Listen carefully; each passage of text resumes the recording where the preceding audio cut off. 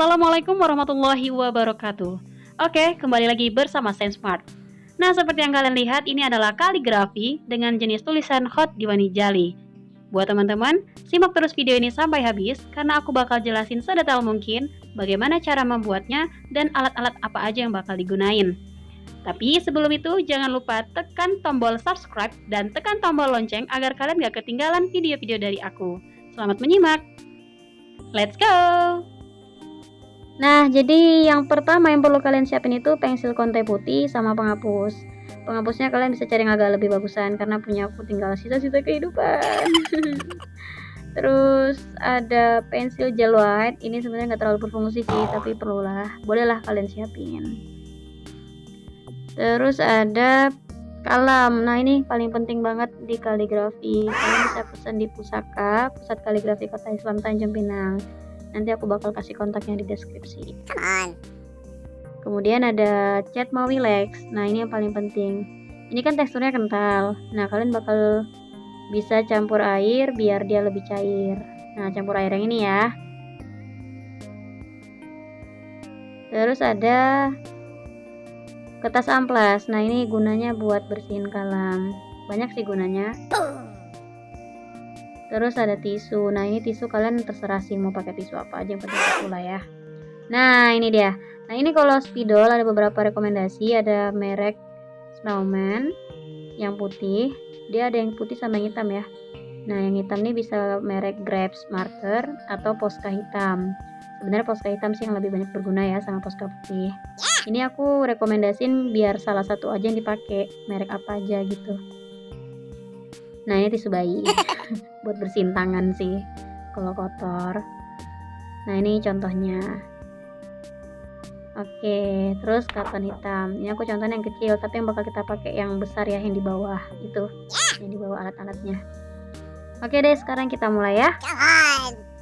Nah, jadi pertama itu kalian mesti buat pola tepi-tepinya dulu. Itu sesuai contoh, sesuai bentuk lah, biar enak nanti nyeket ayatnya. Jadi kalau dalam istilah kami itu kalau masih pakai pensil kapur nih namanya nyeket ayat. Oke, kita mulai ya buat nyeket ayatnya. Jadi kalau misalnya untuk beberapa orang yang belum bisa nyeket ayat sendiri, maksud nyeket ayatnya ini, kita ada ayat nih, misalnya di Al-Quran surah Al-Fatihah ayat 1 misalnya. Nah, itu kan kalau kita mau pindahin ke jenis tulisan Diwani Jali, itu kan harus sesuai kaidah. Nah, bagi kaligrafer yang belum bisa mindahin jenis tulisannya itu bisa minta tolong sama para master yang udah berpengalaman. Nah, jadi kalau misalnya udah ada contohnya, kita bisa tuh ikutin. Oke, ini aku percepat aja lah ya. Yang kalian lihat ini kan jenis tulisan Diwani Jali. Dalam kaligrafi itu ada beberapa jenis tulisan. Secara umum ada 7 hot tulisan. Ada Diwani Jali, ada Diwani, Farisi, Naski, dan lain-lain lah. Nah, yang kita pakai sekarang ini yang khusus Diwani Jali. Sengaja aku ulang-ulang terus biar kalian tuh udah familiar sama namanya. Buat para pemula, aku rekomendasiin sebelum terjun ke dunia kaligrafi, ada baiknya kalian searching dulu secara teori. Dalam kaligrafi itu jenis tulisannya apa aja. Jadi kalian setelah memilih, biasanya yang pemula itu mulai dari khat Naski. Cuman aku belum buat video tutorialnya. Kali ini aku lebih fokus ke Diwani Jali dulu karena ini termasuk mudah ya. Selain estetikanya yang bagus, kaidahnya juga kalau misalnya salah-salah sedikit itu masih bisa dimaafkan gitu. Tapi jangan sampai kebanyakan banget ya. Tuh kayak aku tuh lihat aja, nulis hapus. Nah, jadi jujur aja kalau secara pribadi aku itu belum pro banget dalam dunia kaligrafi ini. Aku juga masih belajar. Dan kalau di Tanjung Pinang nih aku belajar di Pusaka Islam. Jadi buat yang tinggal di Tanjung Pinang itu bisa banget merapat ke komunitas kita. Nah, teman-teman, ini dilihatin aja terus. Ya begitulah prosesnya ya. Kita pokoknya buat dulu deh sesuai contoh. Kalau misalnya nggak terlalu mirip contoh juga nggak apa-apa kok. Yang penting masih kebaca dan nggak keluar dari batas kaidah. kalau udah selesai nyeket, saatnya kita buat cairin dulu cat Mowilex-nya pakai air ya, biar kita nulisnya tuh lebih enak. Karena kalau kental itu agak susah ya kalemnya diaplikasikan. Jadi tambah air dulu, itu kira-kira secukupnya aja airnya sampai kita tuh nyaman. Dan kita boleh coba dulu ya. Biasa kalau aku setiap cairin cat ini, aku coba dulu kalau kira-kira aku udah nyaman, udah pas, nulisnya lancar, nggak macet-macet. Nah itu udah aku segitu aja airnya gitu. Tapi itu tergantung selera dan tergantung kenyamanan masing-masing ya. Nah oke, ini pakai kalem yang paling besar ya buat nulis quote-nya. Oke, kita mulai ya. Jadi agak deg-degan sih mulainya, karena aku tuh juga tipe orang yang takut salah gitu, terus males gitu kayak mengulang-ulang. Tapi ya gimana ya, yang namanya kita belajar ya, salah kita coba lagi, salah ya kita coba lagi gitu kan. Nah ini nggak apa-apa ya aku ngoceh terus, karena sebenarnya mau belajar kaligrafi ini harus diselingi dengan pengetahuan. Jadi kita nggak sekadar praktik doang, tapi kita juga mesti tahu filosofinya itu seperti apa. Sebenarnya luas banget wawasan tentang kaligrafi ini, aku nggak bisa paparin semuanya di sini. Itu kalian seiring berjalannya waktu pasti bakal paham kalau bener-bener ditekuni. Nah ini juga yang perlu diketahui, biasanya para kaligrafer itu kalau nulis pakai kalam itu nggak ada yang terburu-buru banget. Kayak hand lettering kita lihat masih bisa ya kayak cepet-cepet gitu. Nah kalau kaligrafer itu nulis pakai kalam tuh benar-benar pelan banget. Itu kayaknya bisa dihitung deh berapa menit untuk satu hurufnya. Nah ini kelihatan cepet karena dipercepatin. Kalian kalau nggak percaya boleh lihat video yang benar-benar nggak ada dicepatin. Itu benar-benar lama banget satu huruf. Karena kita tuh benar-benar apa ya, menikmati dan memahami kaidah itu sendiri. Tapi percaya aja deh, belajar kaligrafi itu asik banget deh. Yang pastinya juga kita nambah amal ibadah ya, karena kita nulis nih ayat-ayat Allah ya kan. Nah ini aku lagi buat huruf alif ya. Mungkin yang bagi yang awam banget bakalan bingung, ini kok alifnya melenting ke bawah gitu ya, kayak huruf lam. Ya memang iya. Jadi setiap jenis hot tulisan itu punya ciri khasnya masing-masing. Nanti ini ya kalian lihat aja lah dulu ya. Nanti kalau misalnya mau tanya-tanya lebih lanjut, Kak misalnya Kak buat ini dong tutorial dari awal dong, pengenalan, boleh. Itu kalian tulis aja di komentar, nanti aku bakal buat satu-satu sesuai permintaan. Ya buat yang mau belajar kaligrafi ya.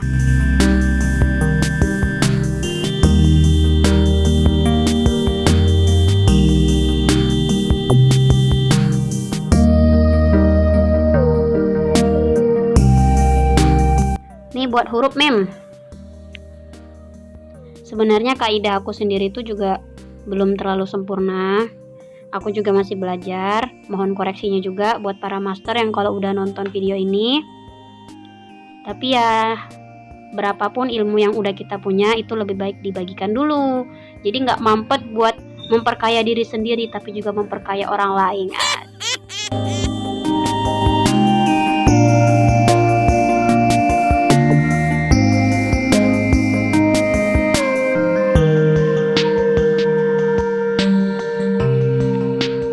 Nah untuk bagian yang ini biasanya ada kaligrafer yang pakai dua kalam, yaitu kalam yang lebih kecil.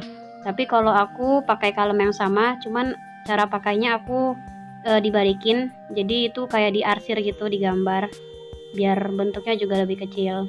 Karena kalau ngikutin bentuk kalam itu masih besar banget ya. Nah ini huruf H, huruf nun. Jadi yang aku suka dari Diwani Jali ini, huruf-hurufnya itu bebas. Kita mau tarik sepanjang apapun, asal selagi dalam batas kaidah itu nggak ada masalah. Kalau misalnya kayak jenis hot yang lain, itu kita harus benar-benar ada ukurannya. Titiknya berapa, panjang ininya harusnya semana. Nah kalau dalam Diwani Jali memang ada beberapa huruf yang pakai aturan titik-titik itu. Tapi kita juga lebih fleksibel, yang kayak di bawah ini kita bebas mau sepanjang apa gitu.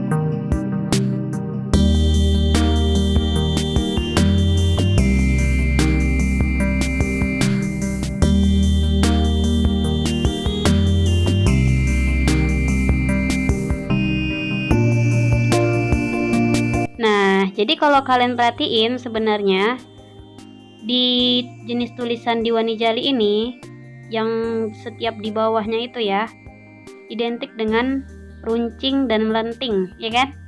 Nah, gitu tuh huruf nennya. Yaudah, kalian sambil liatin, boleh sambil komentar ya. Misalnya mau tanya-tanya apa aja boleh deh. Ntar aku jawabin satu persatu, oke?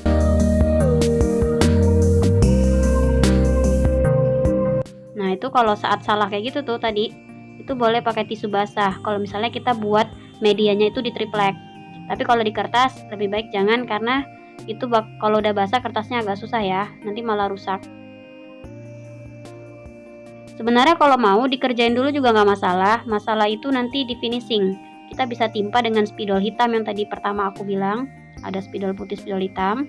Nah, itu gunanya buat finishing. Kita tutup-tutupin huruf-huruf yang kelebihan garis atau kelebihan kaidah gitu.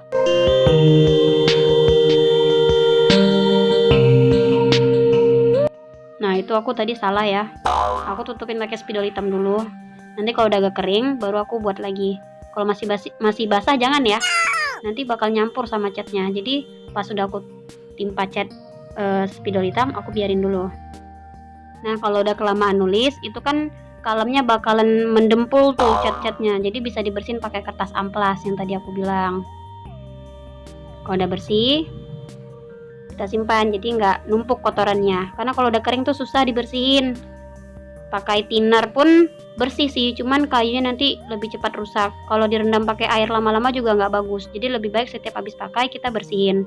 Bisa pakai tisu basah, bisa pakai kertas amplas, kita kikis-kikis sedikit. Jadi jangan dibiarin kering sama catnya. Cat Mobilex ini kalau udah kering itu aduh lumayan ini sih, lumayan bisa merusak kalem ya. Tapi kalau misalnya udah kelanjur kering gitu ya nggak apa-apa, bisa dibersihin juga sih pakai air atau pakai thinner. Tapi jangan kelamaan direndamnya, nanti kalemnya bisa rusak.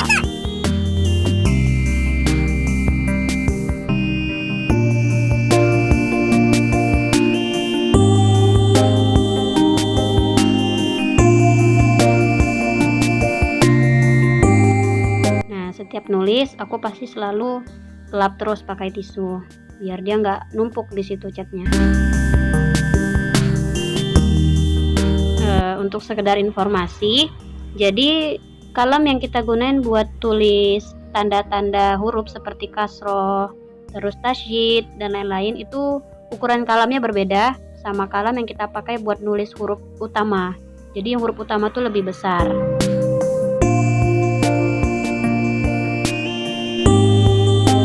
Biasanya kalau kalian beli kalem kayak gitu, itu udah full satu set, itu ada nomornya semua. Biasanya 5-6 kalem. Tergantung ya. Kalau ini kan jenis dekorasi.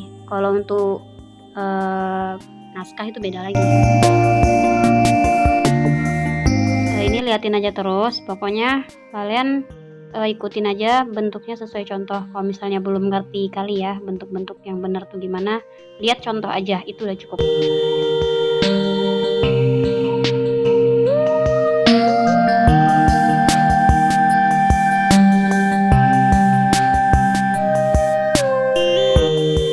Tasydid pakai kalem yang lebih kecil kan ya. Kalau pakai kalem yang besar nanti dia nggak bisa, nggak cantik, dia nggak ada nilai estetikanya ya kan.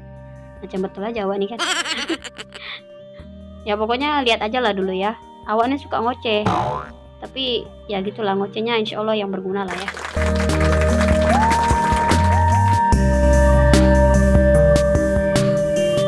Sebenarnya banyak banget yang pingin aku sampaikan tentang teori dan praktik kaligrafi ini, tapi ya nggak mungkin lah ya aku paparin di sini. Nanti tunggu aja di video-video selanjutnya. Terus rekomendasi juga mau video apa, request rekomendasi pula kan, sampai salah aku ngomongnya ini karena nggak fokus nih. Oke ya, tuh gampang kan sebenarnya. Jadi tuh kita cuma perlu kesabaran kalau belajar kaligrafi nih. Bayangin gak sih sesabar apa para kaligrafer tuh nulis satu huruf aja persekian menit, itu sabar kali. apalagi mencintainya. Kok jadi ke situ? Gak usah diikutin ya guys ya. Ini kita lagi belajar tutorial. Gak usah tangkep yang difilter aja yang aneh-aneh. Oke, lanjut aja ya. Nah, sekarang saatnya kita buat tanda-tanda hiasan. Kalau udah selesai semua, tulis huruf utama dan tanda-tanda yang penting seperti titik, tasydid, tanda sukun, dan garis-garis fathah dan kasroh. Kita sekarang masuk ke hiasan. Ini aku bakal percepat aja karena ini udah makin kemana-mana ya. Aku takut obrolanku di luar jangkauan. Oke, kita percepat aja. Nah, ini perlu kalian ketahui, ini hari kedua nih guys aku buat. Jadi saking sabarnya sampai berhari-hari kan ngerjainnya.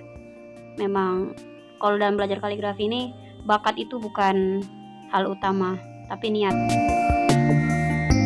Orang yang punya bakat itu memang mengagumkan, tapi orang yang punya niat jauh lebih kuat itu lebih menjanjikan. Kuat ya, barangkali bisa buat penyemangat lah buat kalian ya kan. Ini aku percepat aja. Nah, kalau udah semua hiasannya di Wanijali itu identik dengan titik-titik. Nah, titik-titik itu bisa pakai spidol Posca yang udah dipotong ujungnya, atau bisa pakai kalam. Ini aku pakai kalam ya, karena spidolnya warnanya kurang naik, kurang ngangkat gitu. Titik-titik-titik terus, sebanyak yang kau suka.